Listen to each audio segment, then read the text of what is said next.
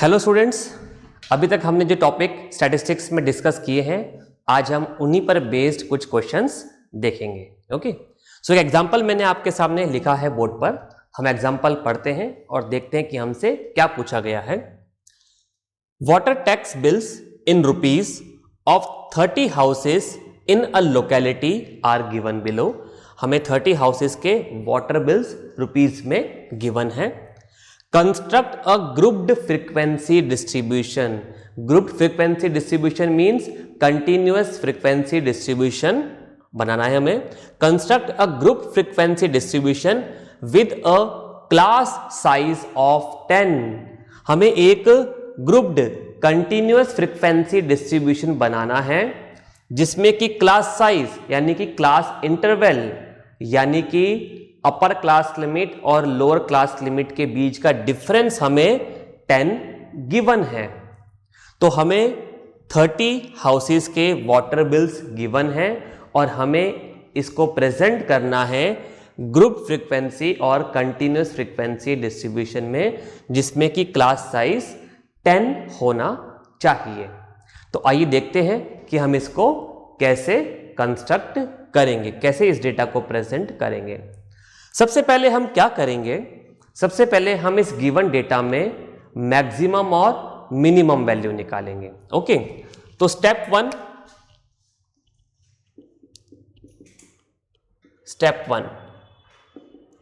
में हमें क्या करना है, इस डेटा में मैक्सिमम और मिनिमम वैल्यू को मालूम करना है। तो मैक्सिमम वैल्यू एंड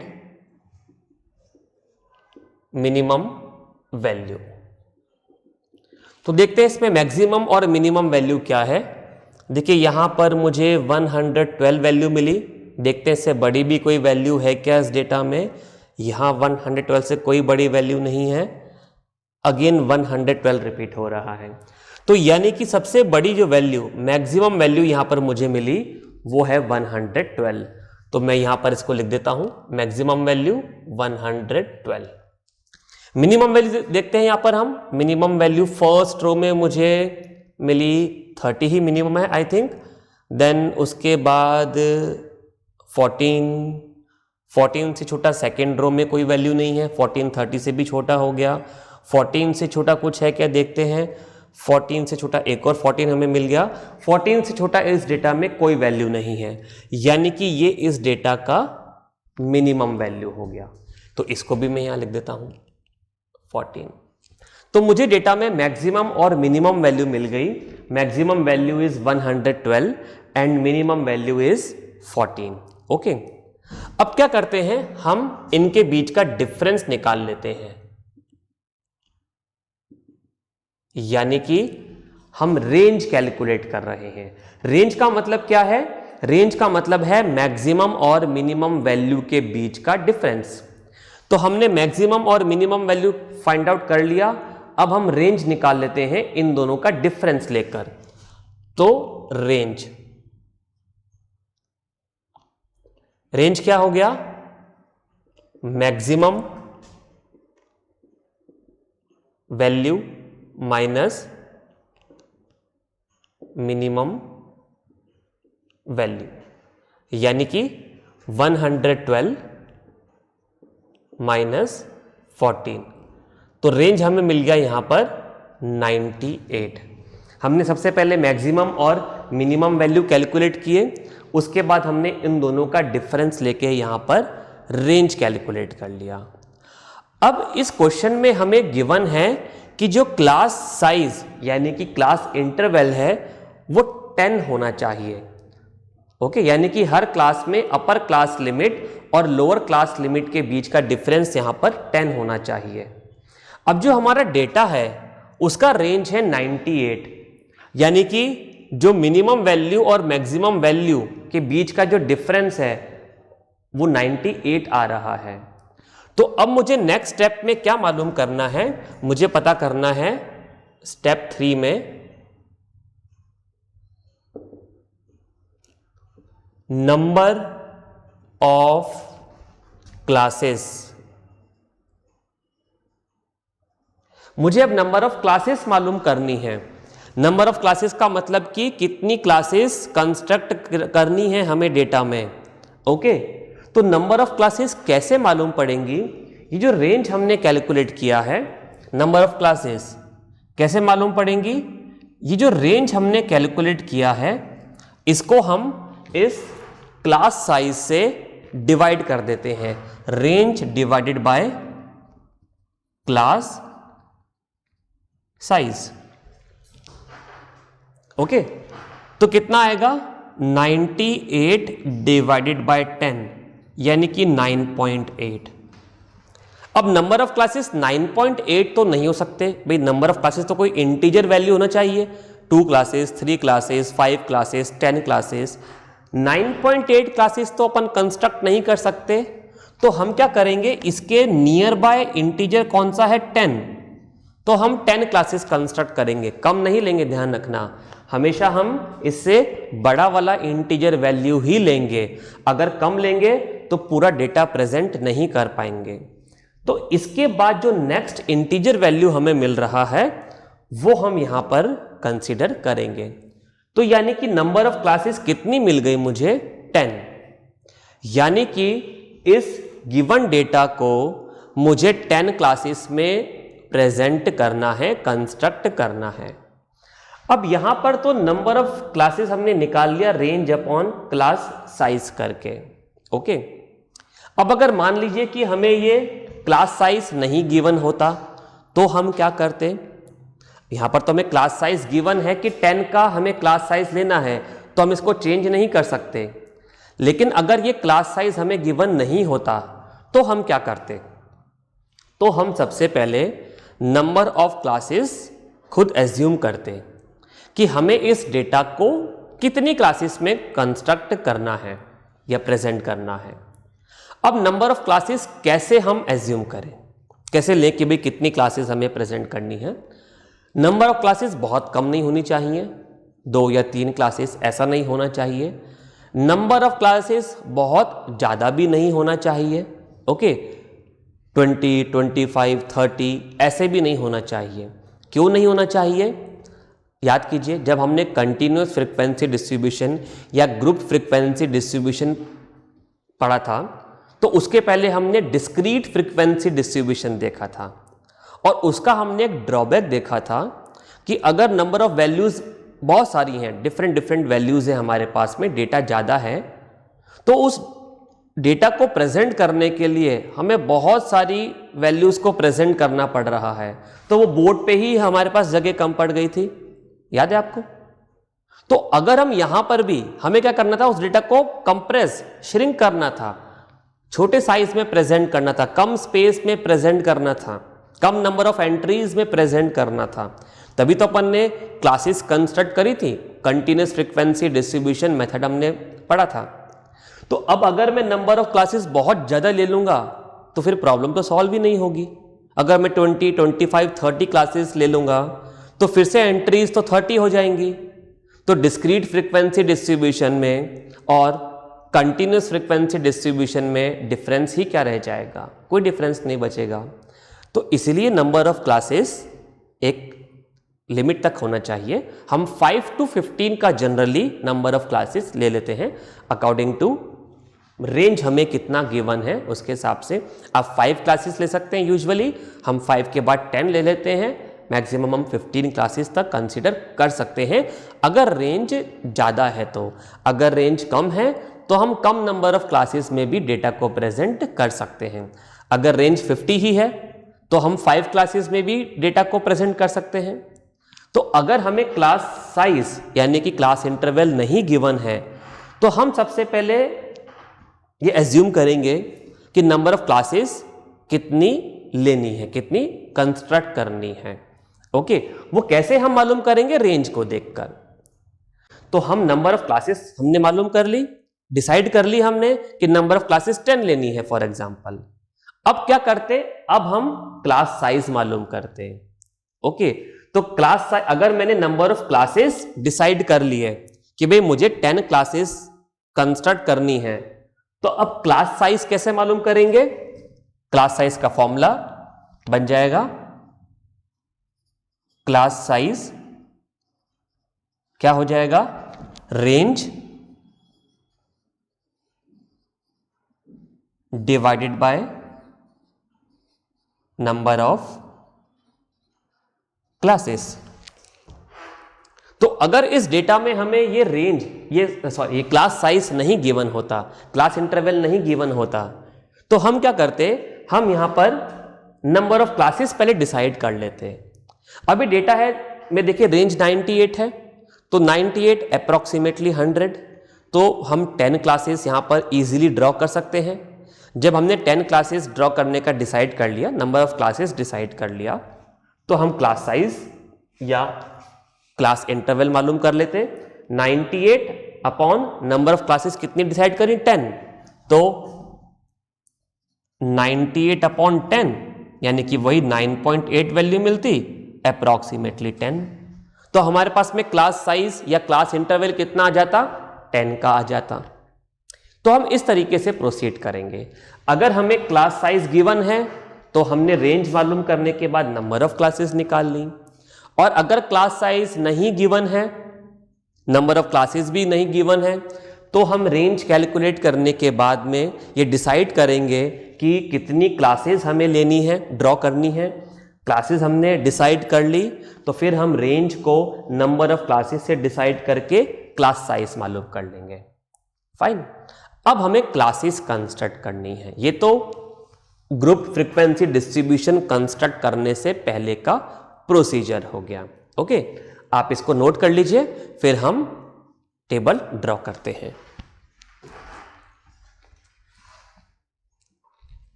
ओके, तो अब मैं इसको रब कर देता हूं। अब आप ध्यान रखिए कि हमें 10 क्लासेस लेनी है, ड्रॉ करनी है, ठीक है, 10 क्लासेस ड्रॉ करनी है और इस डेटा को हमें यहां पर प्रेजेंट करना है। तो मैं इसको रब कर देता हूं अब यहां पर, और हम टेबल ड्रॉ करते हैं। देखते हैं कि टेबल कैसे ड्रॉ करना है हमें।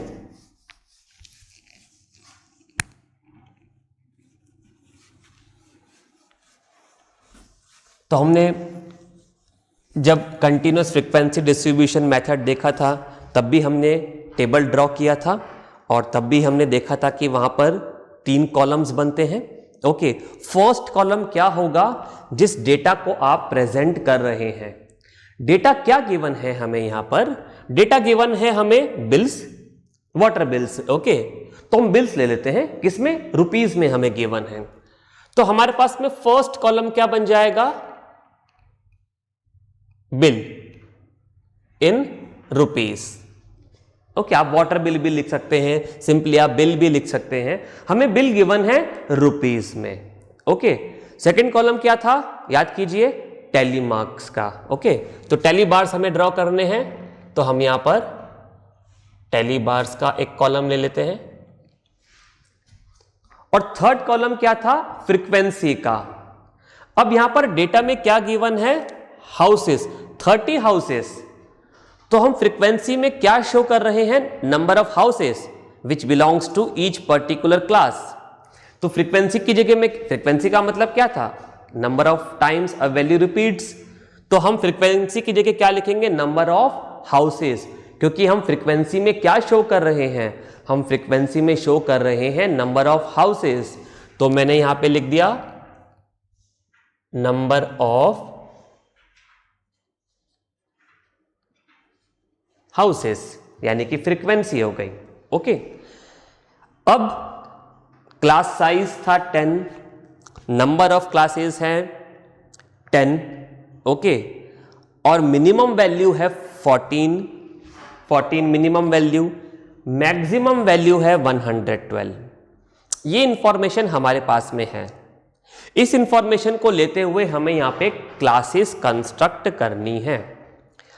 अब क्लासेस किस तरीके से कंस्ट्रक्ट करनी है, क्लास साइज फिक्स हो गया, मालूम पड़ गया कि भाई क्लास साइज यहां तो वैसे भी गिवन है, क्लास साइज 10 है, नंबर ऑफ क्लासेस 10 रखनी है। ओके, अब हमें यह एंश्योर करना है कि ये सारी वैल्यूज हम क्लासेस को जैसे भी कंस्ट्रक्ट करें, फर्स्ट क्लास में लोएस्ट वैल्यूज होंगी। ओके, देन हम उसको वो इंक्रीजिंग ऑर्डर में बनेंगी क्लासेस, डेटा को हमेशा हम इंक्रीजिंग ऑर्डर में प्रेजेंट करते हैं। तो क्लासेस इस तरीके से कंस्ट्रक्ट करनी है कि ये सारी वैल्यूज उसमें प्रेजेंट हो जाएं, उसमें इंक्लूड होनी चाहिए। तो अब हम फर्स्ट वैल्यू क्या लें? भाई हमें तो ये पता है कि भाई क्लास साइज 10 है, नंबर ऑफ क्लासेस 10 है, ठीक है, लेकिन अभी तो हमें यहाँ पे कोई वैल्यू चाहिए ना। वैल्यू कौन सी चाहिए? हमें लोअर क्लास लिमिट चाहिए। बस मुझे तो एक लोअर क्लास लिमिट मिल जाए, उसके बाद तो अपन ड्रॉ कर सकते हैं क्लासेस। कैसे? अगर मुझे लोअर क्लास लिमिट मिल गई फर्स्ट क्लास की, तो मैं उसमें क्लास साइज 10 ऐड कर दूंगा, तो अपर क्लास लिमिट आ गई, और वही upper class limit next class की लोअर क्लास लिमिट होगी, फिर से 10 ऐड कर दूंगा तो फिर से अपर क्लास लिमिट आ गई। इस तरीके से हम आगे बढ़ते जाएंगे। अब फर्स्ट वैल्यू क्या लें? फर्स्ट वैल्यू इस तरीके से होनी चाहिए कि ये जो मिनिमम वैल्यू है ये उसमें इंक्लूड हो रही हो। तो जो लोअर क्लास लिमिट होगी फर्स्ट क्लास की, वो या तो इस मिनिमम वैल्यू के इक्वल हो या इससे भी छोटी वैल्यू हो, या तो इस मिनिमम वैल्यू के इक्वल हो या इससे भी छोटी वैल्यू हो। और जो लास्ट क्लास बनेगी उसकी जो अपर क्लास लिमिट होगी वो या तो इस मैक्सिमम वैल्यू के इक्वल होनी चाहिए या इससे बड़ी होनी चाहिए, तभी तो ये सारी वैल्यूज उसमें इंक्लूड हो पाएंगी, वरना तो कुछ वैल्यूज छूट जाएंगी। तो हमारे पास में देखिए मिनिमम वैल्यू क्या है? 14। हम 14 से स्टार्ट कर लेते हैं। ओके, तो अगर मैं lower class limit first class की 14 यहां पर ले लूं, इससे छोटी भी ले सकते थे, बट क्या उससे हमारा काम चल जाता? अभी हम सारे क्लासेस बना लेते हैं, फिर देखते हैं कि क्या ऐसे छोटे में भी हमारा काम चल जाता। तो मैंने 14 अभी वैल्यू ले ली, 14 वैल्यू ले ली, तो ये मिनिमम वैल्यू इंक्लूड हो जाएगी, क्योंकि आपको याद है लोअर क्लास लिमिट को तो अपन हमेशा ही इंक्लूड करते हैं, वो भले एक्सक्लूसिव मेथड हो या इंक्लूसिव मेथड हो। तो अगर मैं 14 वैल्यू लोअर क्लास लिमिट में ले लूंगा तो ये जो मिनिमम वैल्यू है 14 वो अपने आप इंक्लूड हो जाएगी। तो अगर मैंने lower class limit first class की 14 ले ली, तो इसकी अपर क्लास लिमिट क्या बनेगी? 14 में हमें 10 ऐड करना है, क्योंकि क्लास साइज या क्लास इंटरवल हमें गिवन है 10। तो 14 प्लस 10 24, तो हमारी फर्स्ट क्लास बन गई। अब सेकंड क्लासेस तो ऑनवर्ड्स तो बनता जाएगा। अब यही 24 नेक्स्ट क्लास की लोअर क्लास लिमिट होगी, देन अपर क्लास लिमिट 34 हो जाएगी, देन 34 से 44, 44 से 54, 54 to 64, 64 to 74, 74 to 84, 84 to 94, 94 to 104 and last 104 to 114। अब देखिए लास्ट क्लास की अपर क्लास लिमिट हमें क्या मिली? 114। मैंने क्या कहा था? ये वैल्यू इस मैक्सिमम वैल्यू से के या तो इक्वल हो या इससे बड़ी हो। तो क्या ये वैल्यू इससे बड़ी आ रही है? बिल्कुल बड़ी आ रही है।